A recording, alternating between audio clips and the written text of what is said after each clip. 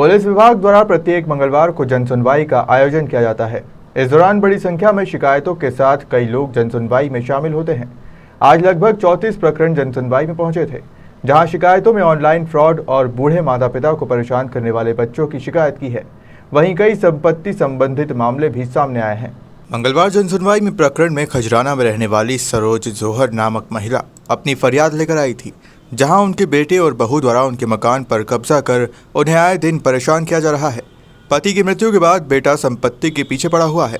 वृद्ध महिला की हालत को देखते हुए तत्काल अधिकारियों ने मामले में उचित कार्रवाई करने की बात कही है। शिकायत ये है कि मेरा मकान अपना खुद का है और उसमें बहू बेटों ने कब्जा कर रखा है और उनको मेरे पति अभी स्वर्गवास हो गया उनका कोरोना में। उसके बाद में मैं बीमार हो गई, तो उसके बाद में इन लोगों ने सारा बैंक का निकाल लिया और लॉकर भी था, उसमें सब सामान था और उसके अंदर ये मकान की रजिस्ट्री वगैरह और ये अपने बैंक की कापियाँ सब निकाल लिया उन्होंने, पैसा भी निकाल लिया और मोबाइल था वो भी ले लिया। वो मेरे को कुछ नहीं दिया उन लोगों ने, सब निकाल लिया मेरे पास कुछ भी नहीं है। मैं Khajrana Menon colony 15 Menon colony Khajrana road. वहाँ अकेले रहते हैं आप? नहीं, मेरी बेटी मेरी देख रेख करती है। हाँ जी, और मेरे को भी 2 ही है, एक बेटा और एक। हाँ जी, बेटे ने ये सब किया? हाँ, वो उसके साथ बहू मिली हुई है और मेरा जमाई भी मिल गया, रितेश निहोरे और आलोक जौहर और अब मेरा देवर भी मिल गया राकेश जौहर। तो ये सब मिलके हम लोगों का पीछा करते हैं, जहाँ भी जाते हैं हम लोगों के पीछे आते हैं, मेरी बिटिया के पीछे जाते हैं और कहते हैं ऐसे कर देंगे, ऐसे कर देंगे। आपने यहाँ पर शिकायत करी, किस तरह का आश्वासन दिया गया? नहीं, उन्होंने बोला MIJ जाओ, वहाँ पे सुनवाई हो गई। हाँ हाँ जी। क्या नाम है आपके बेटे का? आलोक जौहर। हाँ, तो जो आपकी बेटी है उन्हीं का पति जो है वो मिला हुआ है? हाँ, मिल गया अब, क्योंकि उसने मेरे से रजिस्ट्री मांगी, मैंने नहीं दी तो मेरे को धक्का देके और बाहर भाग गया। मैंने कहा मैं बाहर नहीं जाने दूंगी, मैं बाहर आऊंगी और अभी फोन नंबर लगाती हूँ तेरे को, फोन नंबर। बोले लगा ले, क्या करेगी तू? नहीं, मेरा लड़का तो अलग ही रहता, पीछे की साइड में कब्जा कर रखा उन्होंने। और मेरा पति है ये 10 टोकोगंज में मकान बना हुआ है, मल्टी बनी हुई है, उसमें 3 फ्लैट है, वहाँ नहीं जा रहे हैं वो। हम उस्मान पटेल के यहाँ से मेरा खाना पूर्ति हो रही है। हाँ हाँ, बिल्कुल। अभी मैं आपसे बात करवा दूं क्या उनसे? आपका नाम बता दीजिए। मेरा नाम सरस्वती जौहर। आपके पति क्या करते थे? वो अपना गैरेज था बिग बाजार के पीछे 10 टोकोगंज, वहाँ पे रहते। जन सुनवाई में साइबर फ्रॉड से संबंधित एक शिकायत प्राप्त हुई है, जिसमें OLX वेबसाइट पर पीड़ित पक्ष द्वारा एक पलंग बेचने के लिए जानकारी अपलोड की गई थी।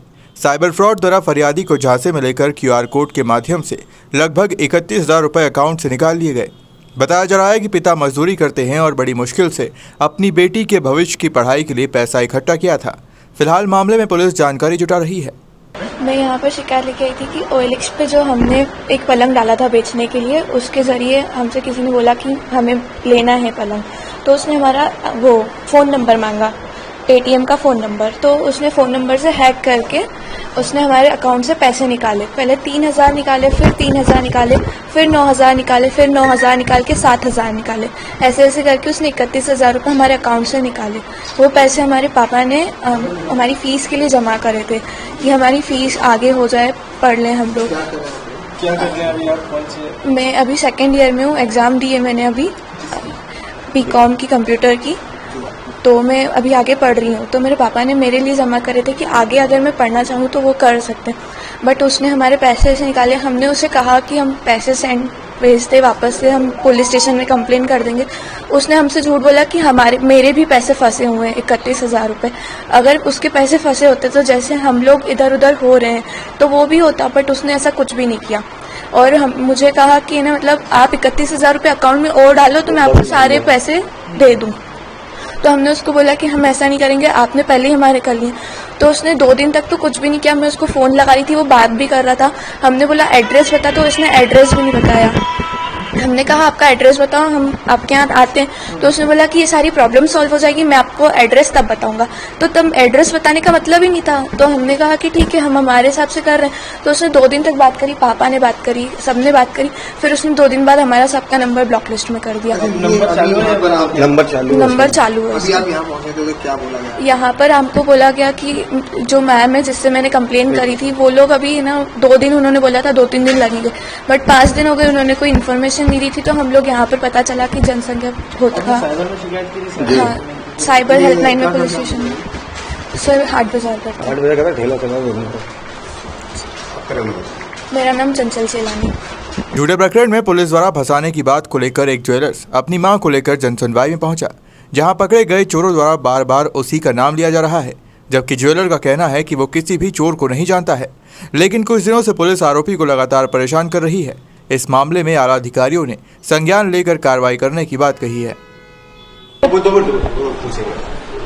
क्या शिकायत लेकर पहुंचे थे आप?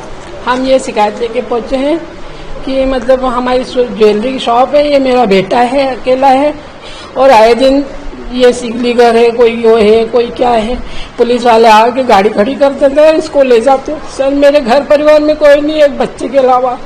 हम इतने परेशान हो गए, इधर उधर से कर्जा ले लेके इनका भरना करते हैं।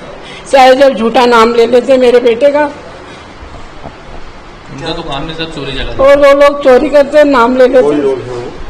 ये लोग है इधर आकाश नगर साइड के सर, एक वो है कीर्तन सिंह, वो आए दिन नाम लेता है, कहीं भी पकड़ाता है इसका नाम ले लेता है। क्यों ले लेते हैं? क्या पहले से मुलाकात रही है? नहीं, कोई मुलाकात नहीं सर हमारी। हमने तो उसको आज तक कभी चेहरे से देखा भी नहीं, ना इसने देखा ना मैंने देखा। हमारे बेटे की ऐसी हालत हो गई है कि वो दुकान पे बैठ नहीं सकता है, ऐसे हालात बन गए। अब हमारी तो ज्वेलरी की शॉप है, कमाने वाला अकेला है, 2 छोटे छोटे बच्चे हैं। क्या आरोप लगाता है वो? चोरी का सोना खरीदा, आपने माल खरीदा, वो बोल देते हैं कि साहब यहाँ पे दिया है हमने, तो पुलिस लिया, बस पुलिस वाले आते हैं और ले जाते हैं। कौन से पुलिस वाले थे? कहाँ से आते हैं? अभी एक बार अन्नपूर्णा का केस, वहाँ पे भी वही था। इसके बाद जूनी इंदौर में अभी आए थे, जो भी वही था, क्राइम ब्रांच वाला है, वहाँ भी वही था। हर जगह नाम लेता है, जबकि हमारे इन लोगों से कोई लेन देन ही नहीं है, हम पहचानते भी नहीं उनको। आपका नाम बताइए। मेरा नाम विजय लक्ष्मी सोनी, पति स्वर्गीय विजय सोनी। हालांकि जनसुनवाई में आए तो 30 प्रकरणों में आला अधिकारियों ने संज्ञान लेते हुए निष्पक्ष जांच और कार्रवाई का आश्वासन दिया है। साइबर ठगी को लेकर काफी मामले सामने आ रहे हैं, इसलिए जनता को जागरूक होने की बात भी कही है। अलग अलग तरह की शिकायतें जनसुनवाई में आती हैं, जैसे कि कुछ ऑनलाइन फ्रॉड की भी आती हैं। अभी कुछ शिकायतें आई जिसमें कि किसी मर्ग में ढंग से जांच नहीं हुई है। कुछ ऐसी शिकायतें भी हैं जिसमें कि जो पुत्र है वो बूढ़े माँ बाप को परेशान कर रहा है। तो इस तरह की अलग अलग तरीके की शिकायतें जनसुनवाई में आती हैं। अभी तक लगभग 34 शिकायतें हमारे पास आ चुकी हैं, और उन सभी में जो आवश्यक वैधानिक कार्रवाई है वो करने के निर्देश दिए गए हैं। सर, एक बुजुर्ग माँ को परेशान करने वाला आपराधिक तत्व का बच्चा था, उसको बिल्कुल, इसमें जो है एक बुजुर्ग माता पिता ने ये शिकायत करी थी कि उनका बच्चा जो है वो आपराधिक किस्म का है, और उस पर पूर्व से अपराध भी हैं, और वो आके उनको परेशान करता है, उनको घर से निकालने का उनको धमकी देता है। तो इसमें हमने जो इसमें कार्रवाई बनती है वो हम उसमें करवा रहे हैं। सर, एक बच्ची की स्कूल की जो फीस थी उसके पिता ने 31,000 रुपये, वो ऑनलाइन फ्रॉड के माध्यम से। ऑनलाइन फ्रॉड इस वक्त काफी चल रहा है, और इसी क्रम में शिकायत आई थी। बिटिया के 31,000 रुपये उनकी फीस के आर्मी वाला बन के जो है एक व्यक्ति ने ले लिए, तो उसके संबंध में भी हम कार्रवाई करवा रहे हैं। और सभी को इस संबंध में सचेत रहने की आवश्यकता है कि जितने भी OLX पे ये आपको जो रिक्वेस्ट आती है, जब आपको सामान बेचते हैं, तो उसमें जो है बहुत सारे फ्रॉड रिक्वेस्ट आ रही हैं आजकल। बहुत सारे उसमें OLX पे ऐसे लोगों ने रजिस्ट्रेशन कर लिया है जो कि फ्रॉड करने के मंशा रखते हैं। तो कोई भी ट्रांजैक्शन करें OLX पे तो इसमें ध्यान देने की आवश्यकता है। इसी तरह जो शिकायत आई है इसमें भी जो है आगे कार्रवाई की जा रही है। ब्यूरो रिपोर्ट, खबर मध्य प्रदेश।